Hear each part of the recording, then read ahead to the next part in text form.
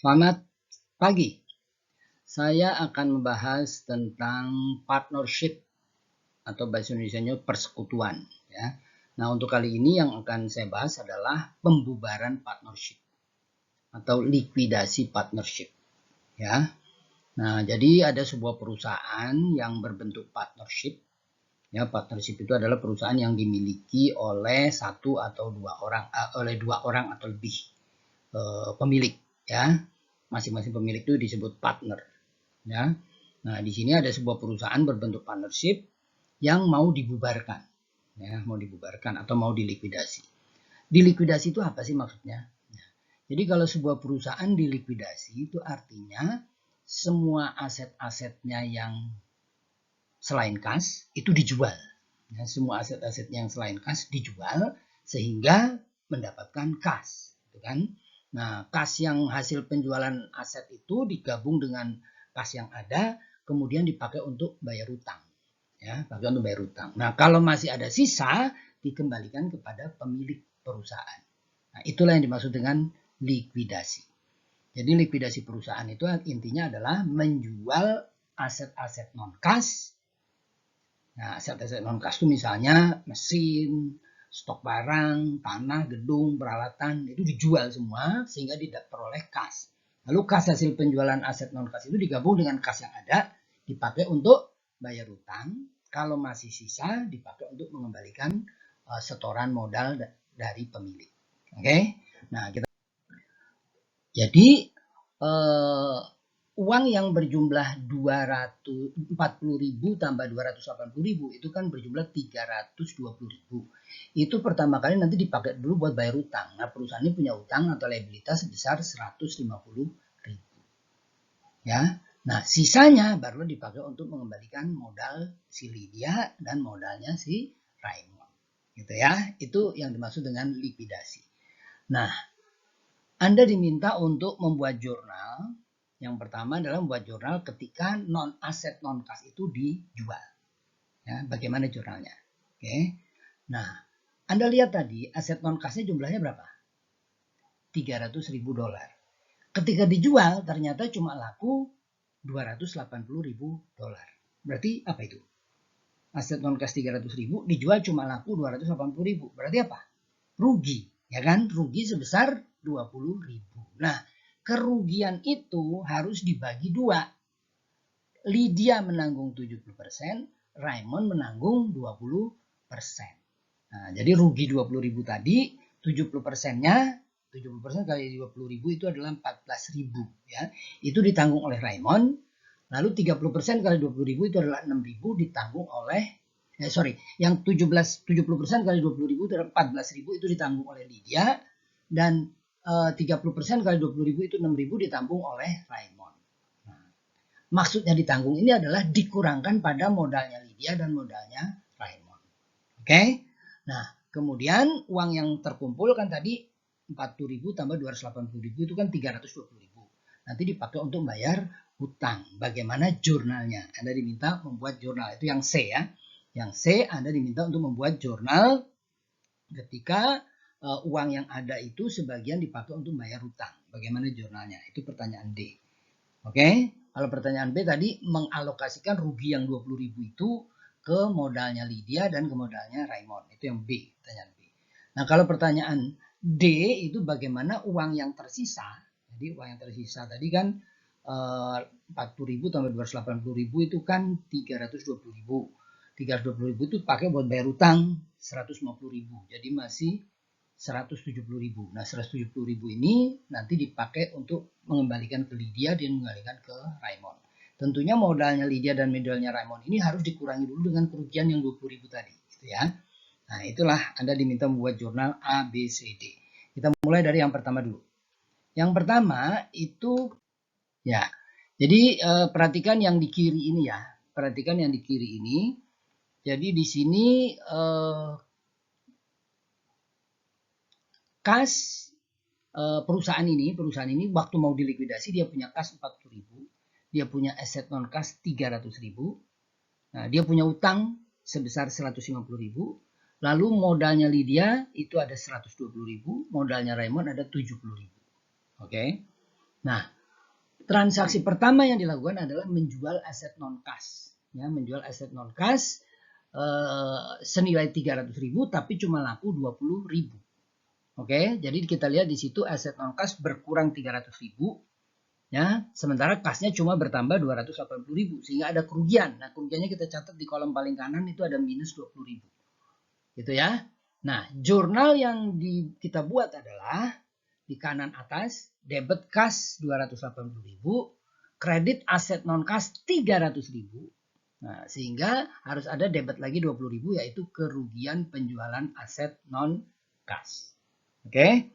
Nah, kemudian langkah berikutnya adalah mengalokasikan kerugian itu. Jadi kerugian yang 20.000 itu kita alokasikan untuk Lydia 70%. 70% kali 20.000 itu adalah 14.000.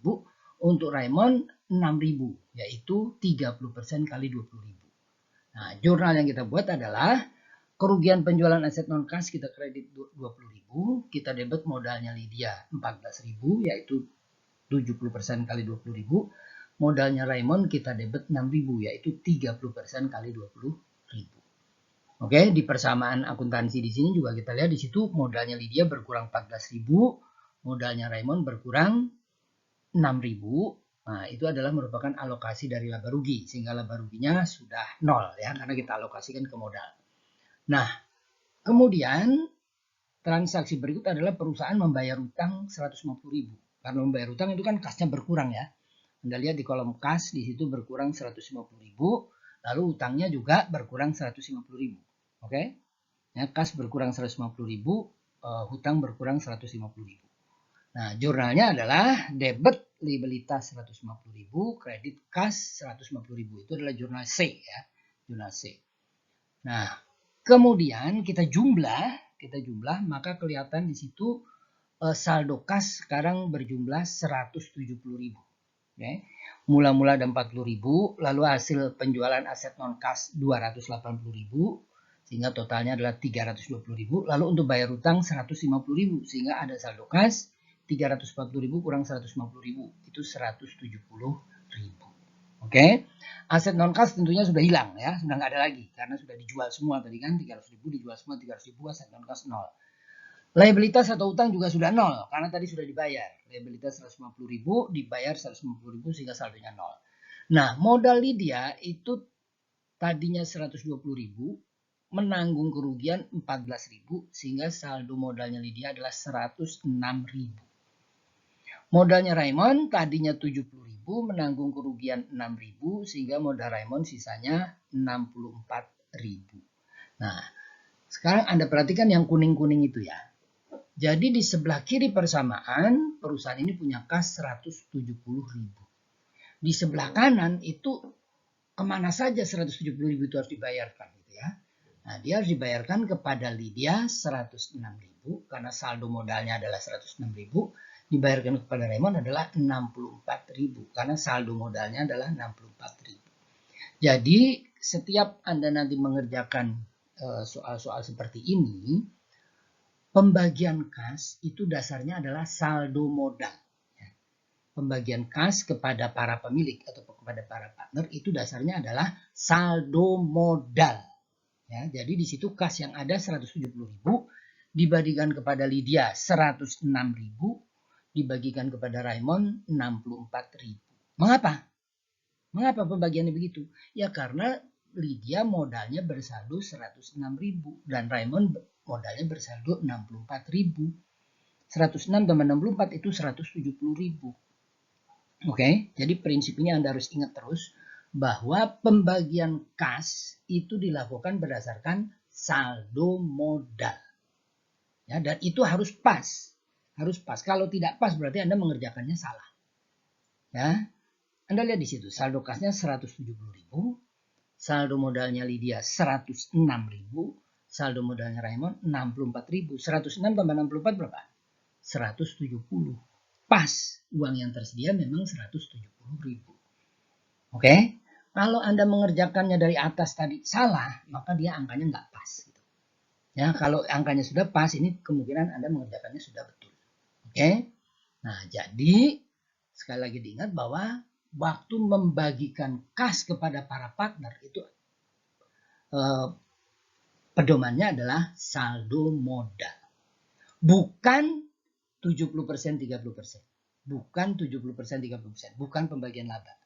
Ya, jadi waktu pembagian kas itu patokannya adalah saldo modal. Bukan berpedoman pada pembagian laba tadi 70% 30%. Bukan itu. Bukan itu ya. Tapi saldo modal. Ingat ini ya. Ingat ini. Jadi pembagian kas kepada para partner didasarkan pada saldo modal, bukan pada 70% 30%. Ya, pembagian keuntungan bukan, ya. Nah, jadi 170.000 itu dibagikan kepada Lydia 106.000. Kenapa? Karena saldo modalnya Lydia 106.000. Dibagikan kepada Raymond 64.000. Kenapa? Karena saldo modalnya Raymond 64.000. Sehingga nanti modalnya 0, saldo kas juga 0, ya. Kasnya 70.000 dikurangin 170.000 dibagikan untuk Lydia dan Raymond sehingga saldo kasnya 0. Nah, modalnya Lydia itu 106.000, dia sudah menerima uang 106.000, berarti modalnya sudah 0. Modalnya Raymond 64.000, dia sudah terima uang 64.000, maka modalnya 0. Oke, ini kalau Anda melakukan pekerjaan Anda dengan benar, maka di bawah itu akan 0 semua. Ya, di bawah, paling bawah di tabel itu akan 0 semua. Oke, nah jadi ingat pembagian kas kepada para partner itu tidak berdasarkan 70% 30%. 70% 30% itu adalah cara membagi keuntungan atau kerugian, bukan cara untuk membagi kas. Oke, kita lihat tadi ini kan aset 300.000 dijual cuma laku 280, berarti kan rugi 20.000. Nah 20.000 itu kan dibagikan untuk Lydia dan Raymond. Nah waktu membagikan kerugian itu dasarnya adalah 70% 30%. Oke, makanya ini 70% ke 20%. Oke, baik, kita bisa simpulkan kalau kita menghadapi soal likuidasi partnership, ya, maka yang harus dilakukan langkah-langkahnya adalah yang pertama menjual seluruh aset non-kas, ya, menjual seluruh aset non-kas sehingga kemudian diterima kas. Nah, kemungkinan besar itu kita akan ada keuntungan atau kerugian dari penjualan aset non-kas itu. Ya. Nah, keuntungan atau kerugian dari penjualan aset non-kas itu dibagikan ke masing-masing partner berdasarkan rasio pembagian laba. Ya, kalau perusahaan mendapatkan untung dari penjualan aset non-kas, maka modal partner bertambah. Ya, dengan pembagian sebesar rasio pembagian laba. Sebaliknya, kalau perusahaan rugi dengan menjual aset non-kas itu dia rugi, maka modal para partner itu dikurangi dengan berpedoman pada rasio pembagian laba. Oke? Nah, kemudian langkah berikutnya adalah melunasi hutang, ya, melunasi hutang. Jadi yang nomor 2 tadi bukan membayar kas kepada partner ya. Yang nomor 2 tadi ya, bukan membayar kas kepada partner, tapi mengalokasikan laba atau rugi penjualan non-kas kepada modalnya para partner. Ya, itu yang nomor 2 ya. Nah, jadi bukan pembagian kas. Oke. Nah, kemudian nomor 3, membayar kas kepada kreditur atau membayar hutang. Nomor 3 ya, membayar kas kepada kreditur. Ya, sampai lunas semua. Jadi tidak boleh ada hutang yang masih tersisa. Jadi semua kas yang ada itu harus diprioritaskan untuk melunasi semua hutang. Oke, nah kalau semua hutang sudah lunas semua, barulah boleh dipikirkan berapa kas yang dibagikan kepada para partner. Jadi membagikan kas kepada para partner itu harus langkah terakhir. Ya, harus langkah terakhir. Ya, nah kalau hutang semua sudah dibayar, barulah berapa nih kas yang ada ini dibagikan kepada Lydia berapa, kepada Raymond berapa, gitu kan? Nah, cara membaginya itu berdasarkan pada saldo modal, bukan berdasarkan pada rasio pembagian laba rugi. Oke, itu kesimpulannya. Dengan demikian saya akhiri. Terima kasih.